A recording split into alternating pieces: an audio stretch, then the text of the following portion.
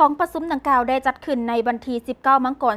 2026 นี้โดยการเป็นประธานของสหายพลโทใส่ใจกรมศิษย์รองรัฐมนตรีกระทรวงป้องกันประเทศหัวหน้ากรมใหญ่เสนาธิการกองทัพมีคณะกรรมการคุ้มครองภัยพิบัติกระทรวงป้องกันประเทศบรรดาพนักงานกรมกองต่างๆและพนักงานลักแรงเข้าร่วม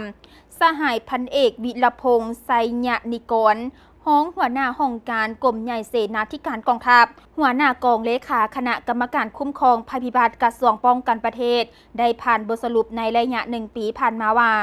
ในปี 2025 หลายกรมกองได้จัดตั้งอบรมพัดแอบการซอกคนกอบกูลและช่วยเหลือผู้ประสบภัยตามเงื่อนไขและความสามารถของกรมกองในนั้นจัดตั้งฝึกอบรมอยู่บรรดากรมกองจำนวนหนึ่งสำเร็จการจัดตั้งฝึกซ้อมซอกคนกวดกู้ภัยพิบัติห่วม3กองทัพกัมพูชาลาวเวียดนามสำเร็จเข้าร่วมการฝึกอบรมการตอบโต้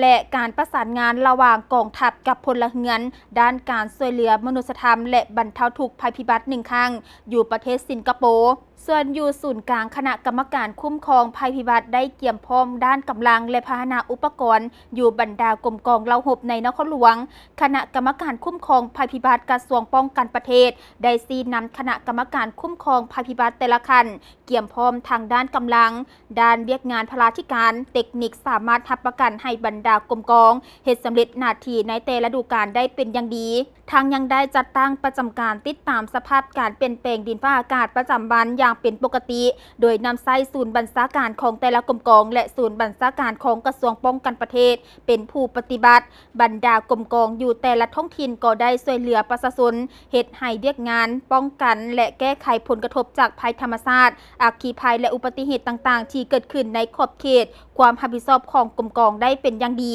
เคียงคู่กับผลงานดังกล่าวในปี 2026 คณะกรรมการคุ้มครองภัยพิบัติกระทรวงป้องกันประเทศได้วางแผนคุ้มครองความเสี่ยงและกักเกี่ยมความพร้อมเพื่อกอบกู้ช่วยเหลือผู้ประสบภัยอยู่แต่ละท้องถิ่นดังนี้ซี่น้ำบรรดากรมกองกำลังหลวงที่ตั้งอยู่ในบริเวณเกี่ยมพร้อมช่วยหนุนกำลังท้องถิ่นในเวลาเกิดภัยพิบัติซี่น้ำบรรดากรมกองกำลังหลวงและกำลังท้องถิ่นเกี่ยมพร้อมทางด้านกำลังและพาหนะอุปกรณ์ที่มีอยู่ในการประกอบเมื่อเกิดภัยพิบัติให้สามารถกอบกู้ช่วยเหลือผู้ประสบภัยและช่วยเหลือประชาชนยกย้ายไปบอนปลอดภัยได้ทันกับสภาพการสืบต่อร่วมกับกองเลขาคณะกรรมการคุ้มครองภัยพิบัติขั้นศูนย์กลางวางแผนการฝึกซ้อมถึงแผนที่แผนห่างและฝึกซ้อมการปฏิบัติตอบโต้เหตุการณ์ภัยพิบัติฉุกเฉินระหว่างกองทัพกับพลเรือนสืบต่อซี่น้ำบรรดาโรงเรียนวิทยาคารเอาวิชาซอกคนกู้ภัยและช่วยเหลือผู้ประสบภัยเข้าในหลักสูตรการเรียนซีนำกรมกองกำลังหลวงและกำลังท้องถิ่นได้จัดตั้งอบรมพัดแอบการซอกคนกอบกู้และช่วยเหลือผู้ประสบภัยอยู่กับกรมกองตามเงื่อนไขความสามารถตัวจริง